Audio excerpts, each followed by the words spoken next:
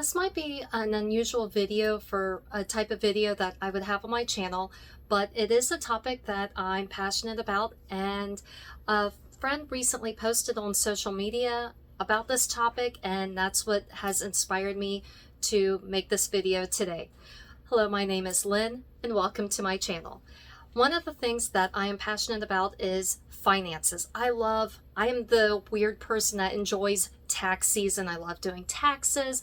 I love balancing a checkbook. I love playing with numbers. Yes, I've already been told by some friends that I am quirky in this regard. But when it comes to finances, I know the hobby that we're in, just medieval Renaissance reenactment, that this hobby can quickly become expensive depending on how far you're traveling. Now you have gas in your vehicle, wear and tear on your vehicle. Now, are you staying in a hotel or are you staying in a tent? Okay, is that tent a mundane pop-up tent, or is it a canvas period tent? Well, that also costs money, and it can just build up. You have your site fees, then you have food, but then you have fabric to make the garb, or money to just pay for the garb that has already been made. And then if you do fighting, then you have to buy your helm and maybe either make your shield or buy a shield, make your armor or buy your armor. Either way, things can get quite expensive in this hobby. And so one of the things that I have noticed a couple of times in conversations with friends is that finances come up either in conversation or maybe something gets mentioned on social media about how you could be making $75,000, $100,000 a year, and then they still can't seem to make ends meet. And I totally get this, but at the same time, I'm also one where I have found myself in a variety of financial situations over the course of my adult life. If you are curious about the financial situations that I found myself in earlier in my adulthood and our paths cross in person, please feel free to ask me and I can tell you what happened. All I can say right now on this is that I had lessons learned the hard way, but that's also what inspired and sparked my fascination with numbers and getting all the numbers to fit. And from there, that's also what's inspiring this video, is simply if you find yourself in a spot where either A, you don't know anything about your finances, you don't know anything about creating a budget, anything like that, then I would highly recommend checking out Dave Ramsey and the Ramsey channel. I will have a link below in the description for that. And I think following the Ramsey plan is more for someone who either doesn't know about budgeting or finances. If you're looking to just start sticking your toe in and learning about the baby steps. First you come up with $1,000 emergency fund. That's your first baby step. And then he teaches the differences between the debt snowball versus the debt avalanche. And this is paying off all your debts minus the mortgage. The mortgage comes later in the baby steps.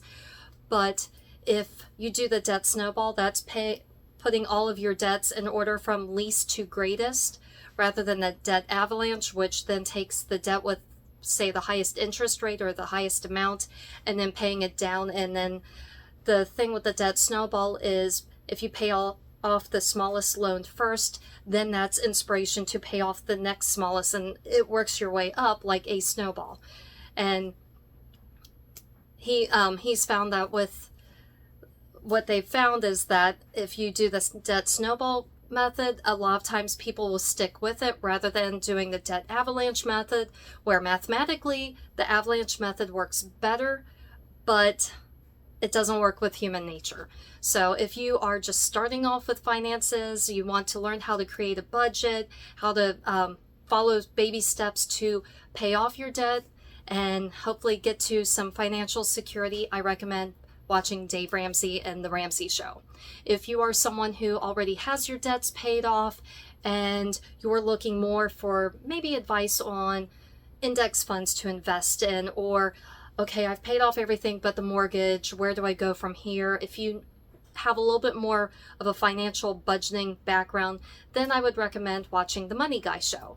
And with that, they have their financial order of operations, which are similar to the baby steps, but there are a couple more steps to the financial order of operations, and some of the steps are changed up from the baby steps, but it still follows a similar principle. And again, this is if you are interested in creating a budget and paying off debt and hopefully finding some financial security. Either of these channels I think are really great. If you just want to learn about little things about finances, then another channel I enjoy watching is called Erin Talks Money. And with that one, her videos tend to be roughly about 10 minutes long, and she just brings up a certain topic, and then here are surveys to demonstrate whatever the point is that she's trying to make in that video. So if you're specifically looking for, should I be investing in 401ks? Well, then you can look through her videos, find a 401k video and watch that, and then maybe learn the differences between should you be investing in with IRAs, should it be a traditional or a Roth, and just that that channel can also be financially helpful.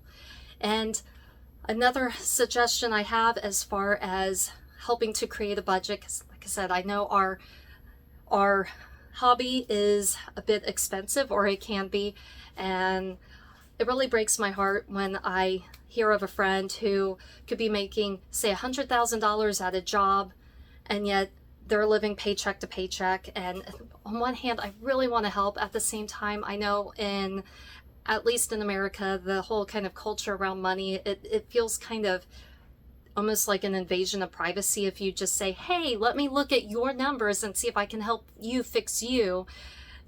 I mean, if the person didn't ask for help, they're just trying to vent, then you can't really offer the assistance, but you still feel bad. But if habits don't change, then their situation might not change, and it starts with the person first. And if anything, I'm hoping maybe this video will help with that. If you have questions about financing or budgeting or anything, like I said, this is a topic I'm passionate about.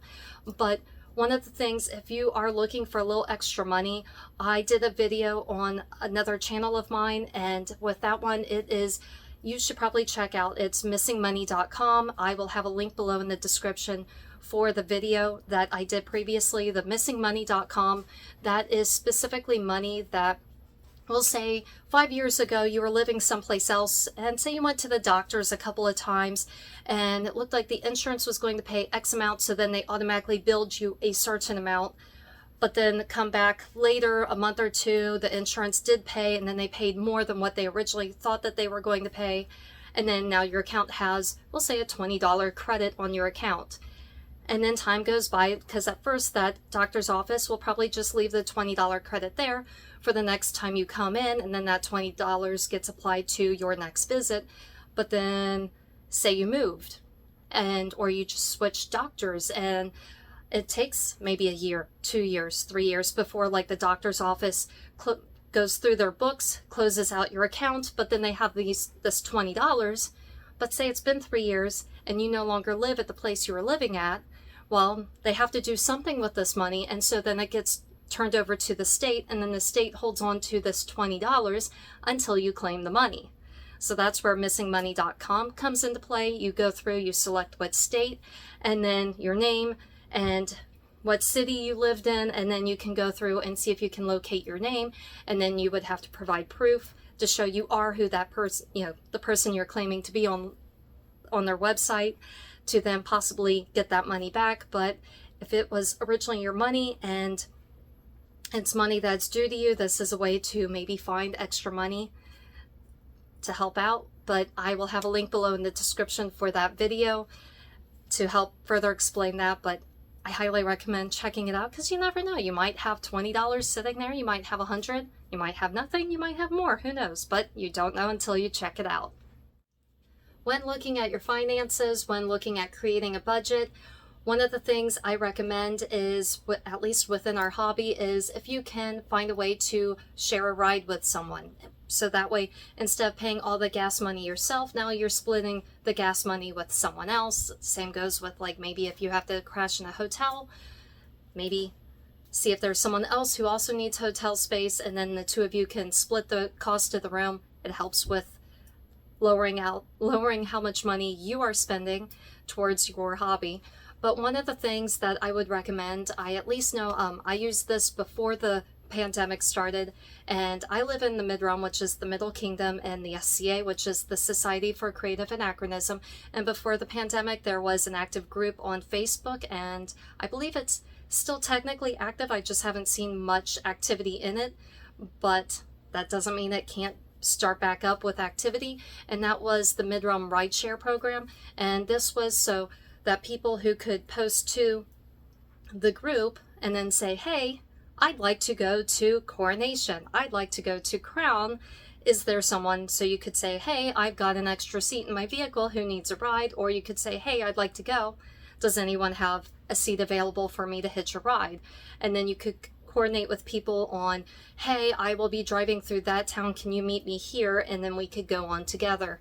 And at least that's one way to help either get people to the event, but also help maybe lower the cost of going to the event by sharing the gas money with someone else. If you have any other suggestions about budgeting within our hobby, or if you just have questions about finances that I might be able to answer, please post your questions down in the comments below. Thank you for checking out my YouTube channel. If you enjoyed this video and would like to watch more of my videos, please follow the links on the side of the page. Please select thumbs up that you like the video. It helps with the algorithm. If you have any questions or comments, please post them below. And please click subscribe and ring the bell to be updated when new videos come out. Within our hobby, please leave your questions or your comments below in the comments or suggestions about budgeting within our hobby. Please leave your comments below in the questions about finances, or please leave your questions and comments below in the comments.